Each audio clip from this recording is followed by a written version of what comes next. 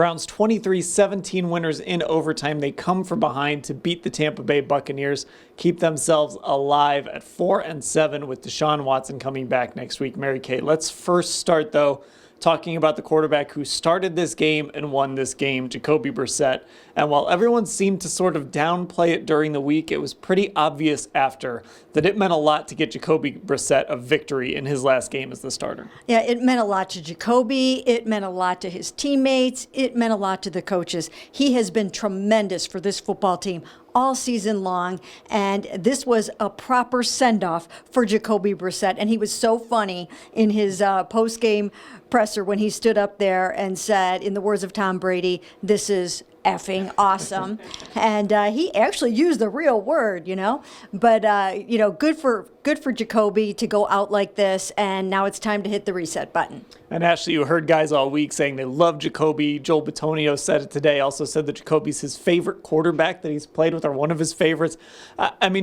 The guys clearly gravitated towards him. Yeah, I think we've all gotten to know Jacoby a little bit, obviously not on the level of these other guys, but he's a funny guy. I think he really kind of just stepped in and seamlessly took on a leadership role, and I think he's kind of a pro's pro, and especially the fact he came into the situation knowing it was what it was. He was going to be the starter until Deshaun Watson came back, and then he's going to have to work with him. He's very willing to accept his role, I think, and other players see how hard he works to take advantage of that and really respect it. Mary Kay, another theme today was sort of redemption. David Njoku had a drop, and then he makes maybe the catch of his career to tie the game on 4th and 10 with time running out in the fourth quarter. Amari Cooper had a drop. He makes the catch, probably the biggest catch of the game to set up the game-winning touchdown. Even Myles Garrett, who spent the last week calling out the defense after his shoulder injury, took a shot on the shoulder. He came back and had 2 big sacks, also hit Tom Brady on another play, drew a hands-to-the-face penalty.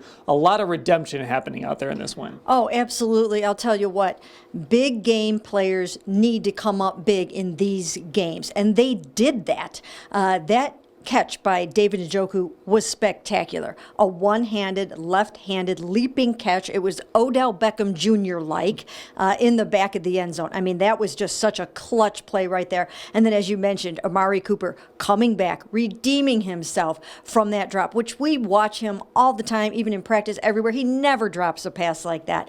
So for him to be able to come back and have that opportunity to do that, that was amazing. Myles, as you mentioned, just really calling out and calling on the defensive guys to step up, and he set the tone. He set the tone after he really took a shot on that shoulder and was in excruciating pain. So, Nick Chubb coming through with the game-winning touchdown run and going over 1,000 yards. So it was just a day for the stars to shine. Yeah, Ashley, it just feels like this was the day we've been waiting for all these guys to kind of string it together in one Sunday afternoon and lead this team to a win. Yeah, it's like maybe one of the first or the only times this season that we've seen them actually play complementary football, which they talk about a lot. But, it was interesting. A quote from Jadeveon Clowney caught my eye after the game. It's exciting, I think, for them, even though they're on the defensive side of the ball, the opposite side of the ball from Deshaun Watson, to be getting him back now when they feel like, hey, maybe some things are starting to really click together and things are starting to translate consistently, especially in this game. And of course, that is the story. Deshaun Watson is coming back. The Browns are 4-7.